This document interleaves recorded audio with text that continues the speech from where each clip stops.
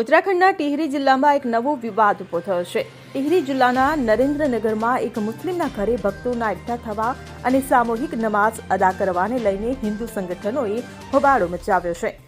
તેમણે ધમકી આપી હતી કે તે શુક્રવારે તેમના ઘરમાં હનુમાન ચાલીસાનો પાઠ કરશે। ધમકીભર્યો વિડીયો પણ સોશિયલ મીડિયા પર વાયરલ થઈ રહ્યો છે। બજરંગ દળ, વીએચપી અને રાષ્ટ્રીય હિન્દુ શક્તિ સંગઠને ટિહરી જિલ્લાના નરેન્દ્રનગરમાં એક ઘરના પરિસરમાં નમાઝ અદા કરવાના વિરોધમાં હનુમાન ચાલીસાના પાઠ કરવાની ધમકી આપી છે। ગુરુવારે સ્થાનિક પ્રશાસને મામલો ઉકેલવાનો પ્રયાસ કર્યો, પરંતુ સંગઠનો તેમના નિર્ણય પર અડગ છે।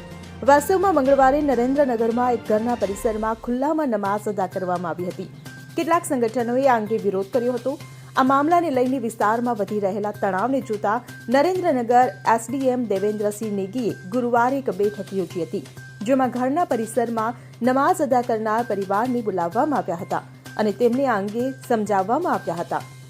એસડીએમએ જણાવ્યું કે પરિવારે ખાતરી આપી છે કે તેઓ બહારથી લોકોને બોલાવશે નહીં અને કોઈ ધાર્મિક પ્રવૃત્તિ કરશે નહીં। Bureau report CN24 news. હવે જુઓ દેશ દુનિયાની તમામ ખબરો તમારી આંગળીના ટેરવે। ઉઠાવો મોબાઈલ અને Google Play Store પરથી ડાઉનલોડ કરો અમારી CN24 ન્યૂઝ મોબાઈલ એપ।